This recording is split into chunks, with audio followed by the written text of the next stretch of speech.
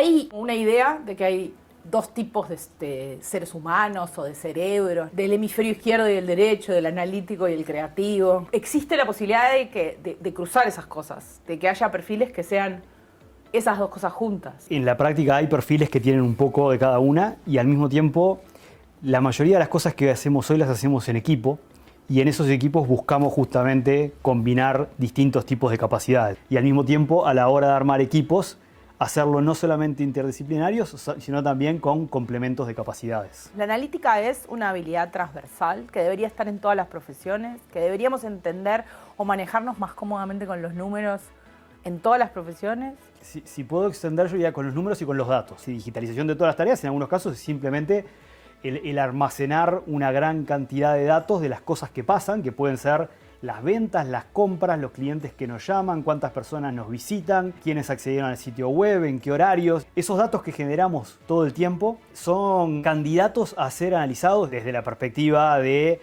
el análisis con un fin comercial, desde la perspectiva del análisis con un fin médico-clínico a la hora de analizar información de historias clínicas, hasta para optimizar una ciudad en base a medir el tránsito. Hoy, en cualquier disciplina, el ser capaz de poder interpretar datos, analizar datos y extraer inteligencia a partir de esos datos, creo que es una característica fundamental. ¿Es necesario en una organización que ellos tengan canales para comunicarse con las demás patas, para dialogar con la estrategia, con el modelo de negocio? Por un lado, sí es verdad que las organizaciones han ido desarrollando áreas y equipos enfocados en el análisis de esos datos. Equipos, personas enfocados en analizar esos datos, procesar esos datos y compartir ese análisis con el resto de la organización. Yo creo que otro fenómeno claro y también muy importante es el hecho que los interlocutores de todas las áreas sean capaces de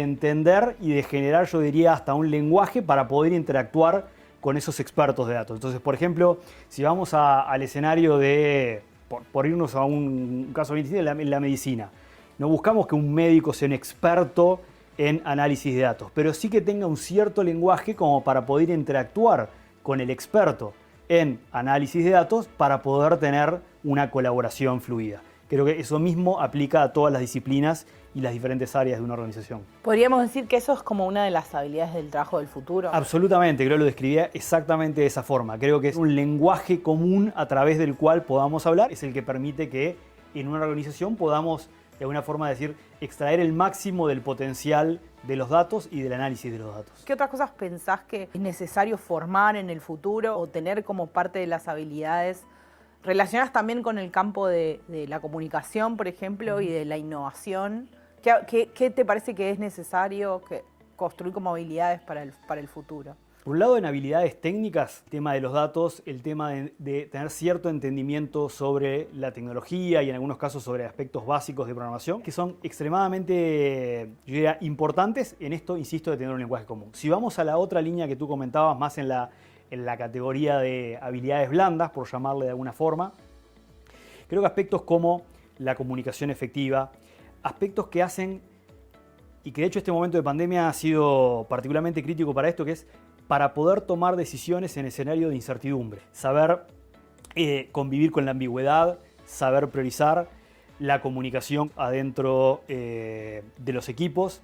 Esto que se dice mucho de que lo único permanente es el cambio. Bueno, el saber adaptarse al cambio, desarrollar la capacidad de disfrutar el cambio. Y una característica más en esto que decíamos de características importantes hoy o de habilidades importantes hoy es la capacidad de cuestionarse las cosas, es decir, de romper paradigmas. Que muchas veces quienes tienen esa capacidad de romper paradigmas son aquellos que tienen menos pensamiento estructurado, sino aquellos más creativos, aquellos más innovadores, son quienes quizás a veces demuestran tener la genética más cargada para poder romper paradigmas y ver las cosas distintas. Pero para mí alguien innovador es alguien que está incómodo con cómo las cosas funcionan ahora.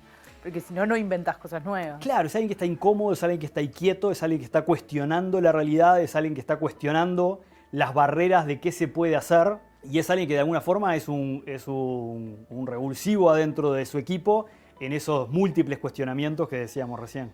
¿En qué cosas te parece que hay espacio en la comunicación para innovar?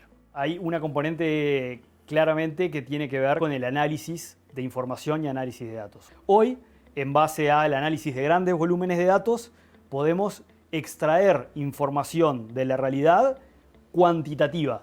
En términos de la comunicación, un aspecto extremadamente útil hoy es el explotar el análisis de los datos de la realidad para, en base a eso, tener información, tener insights de esa realidad que luego podamos, obviamente, desarrollar, poner en contexto y comunicar. También es posible, en grandes volúmenes de datos, no solo saber lo que a la gente le interesa, sino poder pensar y desarrollar productos en base a lo que a la gente le va a interesar o va a necesitar en el futuro. Por un lado, es el análisis de datos para entender y para analizar el pasado, y otra cosa es el análisis de datos para poder predecir el futuro. Hay ciertas cosas que podemos predecir con alto nivel de lo que se llama precisión. Por ejemplo, en los negocios, comportamientos de consumo en ciertos escenarios controlados y sobre los cuales tengo buenos datos históricos, puedo tener muy buena proyección de futuro. O sea, ¿cómo es tu experiencia en tratar de llevar una cosa nueva a la sociedad y explicarle a la gente, bueno, esto en realidad no lo entendés del todo, pero mira que en realidad es útil, sirve, soluciona, ese proceso que en los productos innovadores es bastante más complejo? Ese espacio de habilidades que acabas de describir es de los recursos o de las capacidades más escasas hoy en el mercado, y cuando digo el mercado no digo Uruguay, yo digo el mundo. Esa capacidad de generar el vínculo entre la innovación y la producción tecnológica y la conexión con el consumidor cliente que está del otro lado para lograr hacer el mapeo y el camino adecuado de propuesta de valor. Yo creo que ahí hay una oportunidad enorme en términos de desarrollo de habilidades. Si lo vinculamos con el potencial y el tamaño de la industria de tecnología de Uruguay para traerlo a oportunidades concretas en Uruguay, ahí sin duda que hay una oportunidad enorme en términos de capacidades.